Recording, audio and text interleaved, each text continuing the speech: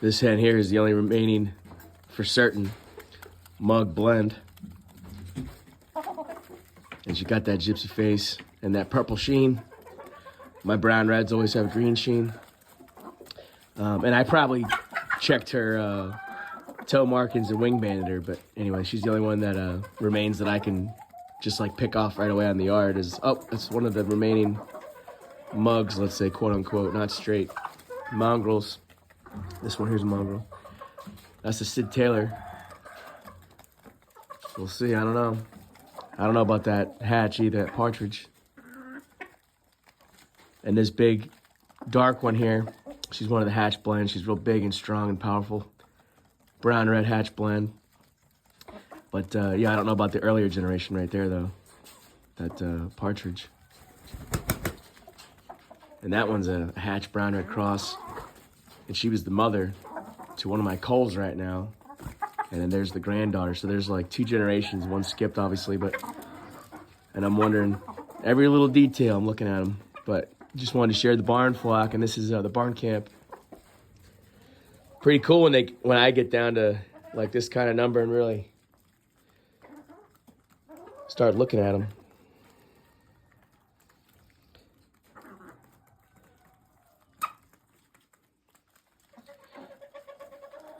Yeah, so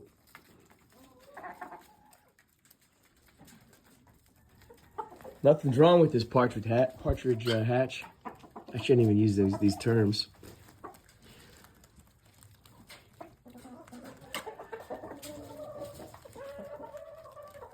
But I didn't like the sire side, you know. I don't know.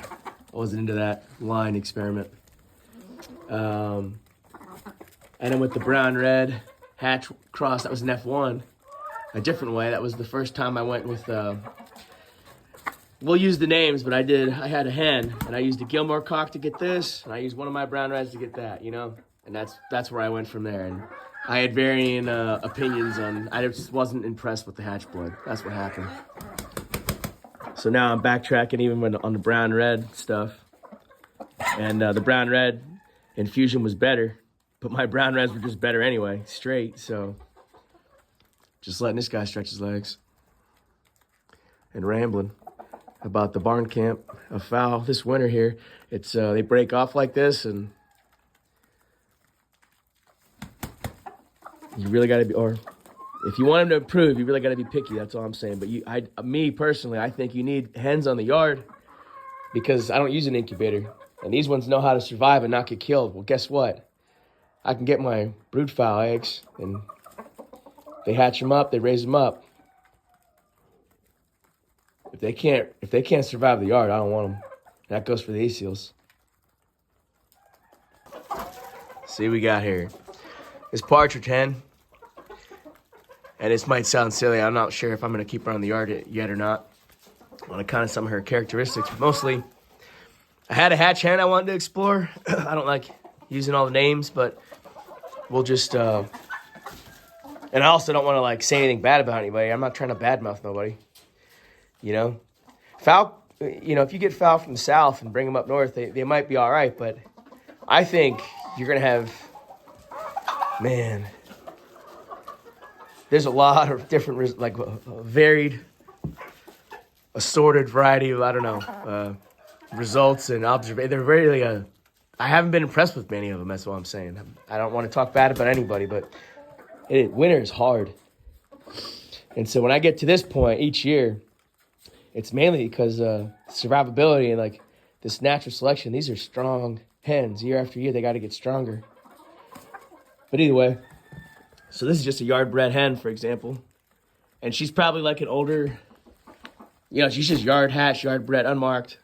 Everything else is pretty much marked. Let's see here. Well, that's another yard one, but she's like decorated, if you will.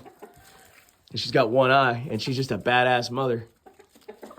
So she's a genuine, you know, for me, right? She's just a yard bred, yard hatch hen.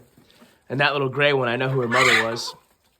And I got the sisters and brothers and stuff like that. And she just happens to be the best looking one, but she hatched here from some of the Cindy fowl. I go down to my mom's and I select, and we try to do our best to we want strong, healthy fowl. And free ranging is important. I get to this point in winter, I really start to look and admire them. If you can't free range them, that's real difficult. That's a lot more work, and they're not as healthy. And I just like to let these stags stretch their legs, but even the A-seals, I want them to free range. If they can't mature here on the yard, they can't survive any of that. But yeah, she's an F1 cross right there, that partridge. This one here, I gotta grab and see their wing bands. There's Sid Taylor on the right there from old Mr. Bob. This one here I really like. She's a line bred with so I did the same hatch hen I was starting to try to talk about, and I stopped. I bred to 2 different cocks, a brown red of mine, and this is that experiment, line breeding, then back to the hen. And I really like her brother, but I got a couple sisters of hers I like a lot as well, and there's just a lot of variation. It's wild, so I'm like, whoa, I don't know about all that for now. It's like, that's a whole nother thing, you know? I want to focus on my brown red, so. But she's a powerful, big hen, we'll see. I like that little one there. And she's part of that kind of, but that old blue leg. Anyway. Barn's a mess, just wanted to ramble. Got some winter hens looking real good. Heavy selection. This is a hard winter. This is a hard winter, a real winter. And winter is severe on different levels. But particularly on your livestock, it's like, yeah, your fowl, they really feel it too. They have to really survive, want to live, and have that health, even if they're just yard-bred fowl, you know? So there's still value in you gotta let them free range, I think.